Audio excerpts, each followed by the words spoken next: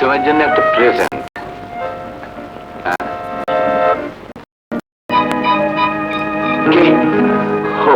তুমি মালা পেলে কোথায়? তোমাকে সারাক্ষণ খুঁজে খুঁজে না পেয়ে বাগানে গিয়েছিলাম, দেখি সেখানেও তুমি নেই। কি আর করব, ফুল তুলে মালা গাঁথলাম। তুমি এখানে চুপ করে বসে আছো যে? ঘরে থাকতে ভালো লাগছিল না। ঘরের দেওয়ালগুলো কেমন যেন চেপে আসছিল, যেন চারিদিক থেকে চেপে আমাকে পিষে মেরে ফেলতে চাইছিল। আমার আমার দম একটু একটু করে বন্ধ হয়ে আসছিল। কিছুতেই ঘরে থাকতে পারলাম না, তাই ছুটে এলাম ছাদে। আজকাল প্রায়ই দেখছি তুমি হঠাৎ করে জানি কেমন হয়ে যাও। কি হয়েছে তোমার বলো তো? আমি তোমাকে বোঝাতে পারবো না তৃষ্ণা। আমার অন্তরের অস্থিরতা আমি তোমাকে কিছুতেই বোঝাতে পারবো না। আমার কি ইচ্ছে হয় জানো তৃষ্ণা? কেউ যদি আমাকে দড়ি দিয়ে অষ্টে পিষ্টে বেঁধে চাবুক দিয়ে আমার দেহটাকে ক্ষত বিক্ষত করে দিত, বোধহয় একটু শান্তি পেতাম। বিপ্লব, আমার ইচ্ছে হয় তৃষ্ণা তোমাকে সব খুলে বলি, সবাইকে চিৎকার করে বলি, তোমরা যা জেনেছো সব ভুল, তোমরা যা দেখেছো সব মিথ্যে, তোমরা যা জানোনি, তোমরা যা দেখোনি সেটাই সত্যি, সেটাই আমার পাপ।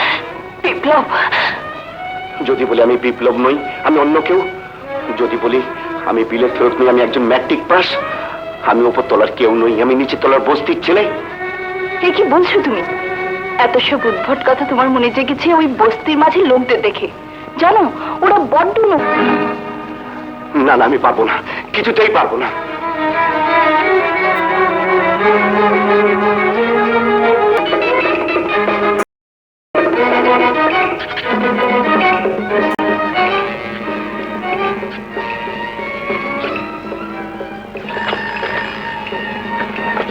হ্যালো বস, বস জীবন পালাচ্ছে বস। কি বললে? ঠিক আছে, আমি এখানে আছি, ওকে নিয়ে এসো। ওকে বস।